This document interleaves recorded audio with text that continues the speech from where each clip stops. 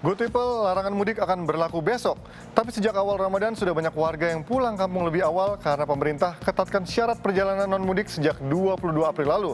Katanya posko-posko penyekatan pun disiagakan. Kami menelusuri faktanya di lapangan, apakah seketat yang direncanakan atau seperti biasa, aturan tinggal aturan. Berikut penelusuran kami dalam laporan khas Selamat Siang Indonesia.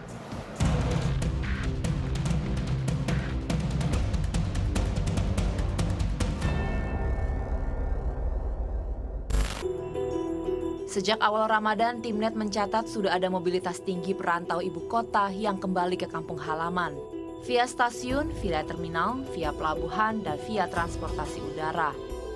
Hal ini sesuai dengan prediksi pemerintah. Tetap ada saja warga yang nekat mudik. Pemerintah lalu perketat syarat perjalanan non-mudik, padahal sejatinya larangan mudik baru berlaku besok. Direktorat Lalu Lintas Polda Metro Jaya menyiapkan 1.313 personel untuk menjaga 14 pos penyekatan di wilayah Jabodetabek dan 31 titik pengamanan berlapis pada masa larangan mudik tahun ini. Kami menelusuri sejumlah titik penyekatan tersebut. Sekarang saya ini udah ada di daerah Sumber Atas, Bekasi, Jawa Barat. Di mana? Ini dari penglihatan saya masih kosong melompong. Bisa dilihat keadaannya masih kosong. Di sini penjagaan sama sekali tidak ada. Padahal menurut keterangan dari Polda Metro Jaya, sebelum tanggal 6 seharusnya posko penyekatan ini sudah dijaga oleh para personil kepolisian. Warga sekitar sebutkan, meski sudah tahu informasi syarat perjalanan diperketat, tapi hingga kami datang Senin lalu tak ada penjagaan apapun. Padahal aturan tersebut berlaku sejak 22 April lalu. Oke, tapi polisi udah mulai jaga? Biasanya jaraknya jangka seminggu. Oh, ini kosong ya? Emang belum ya? Emang belum jaga ya? Belum. Oh, ya udah. Kasih ya, Pak. Dari libur kemarin polisi udah ramai jaga belum sih? Belum. Belum. Sama sekali? Cuma di sub doang. Di sub doang? Di sub 2 hari datang. Oh, Polisi belum. polisi belum ada jaga? Yang apa tuh, periksa-periksa surat nggak ada? Belum. Kami menuju titik selanjutnya di Bekasi Barat. Sama situasinya, posko yang semestinya sudah dijaga masih kosong.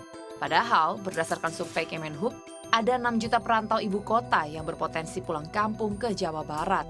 Salah satu jalur perlintasannya ia dari sini.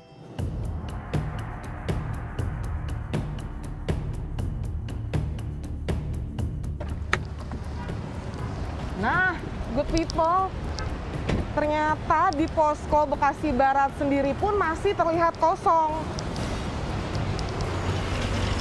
Gak ada penjagaan, gak ada para personil di pos penyekatan ini. Good people, padahal bisa dilihat posko ini jaraknya hanya kisaran berapa ratus meter menuju pintu tol Bekasi Barat, di mana ini merupakan bisa dibilang salah satu titik jalur mudik yang lumayan krusial. Larangan mudik diterapkan sebagai ikhtiar agar laju penularan virus corona tidak menjalar hingga keluar kota. Jangan sampai terjadi apa yang paling ditakutkan, gelombang kedua COVID-19. Aturan yang ada pun jangan sebatas aturan, karena ada saja siasat untuk lolos dari pengawasannya. Seperti yang terpantau di jalur Pantura, Lingkar Tanjung Pura, Karawang. Ya mau mudik, Ya kenapa nih ya mudik duluan gitu? ya karena habis kontrak. Habis kontrak PT, kerja? ya habis kontrak. Mumpung sebelum tanggal 6 kan. Tadi di jalan ada penyekatan. Belum, nggak ada sih Pak, aman. Nggak ada penyekatan. Saya ambil malam sih biar aman kali. Sementara itu di res area kilometer 57 Tol Jakarta Cikampek, sejak awal pekan ini mulai ada pemeriksaan ketat. Tim gabungan polisi, TNI, dan Satgas Penanganan COVID-19 mengetatkan pemeriksaan dokumen perjalanan. Petugas meminta dokumen ke beberapa pengemudi yang jadi syarat perjalanan, terutama keterangan bebas dari COVID-19. Bagi pengemudi yang tak bisa menunjukkan surat tersebut, diwajibkan tes rapid di posko yang tersedia. Di Kabupaten Karawang, kelak ada 15 posko sekat selama larangan mudik.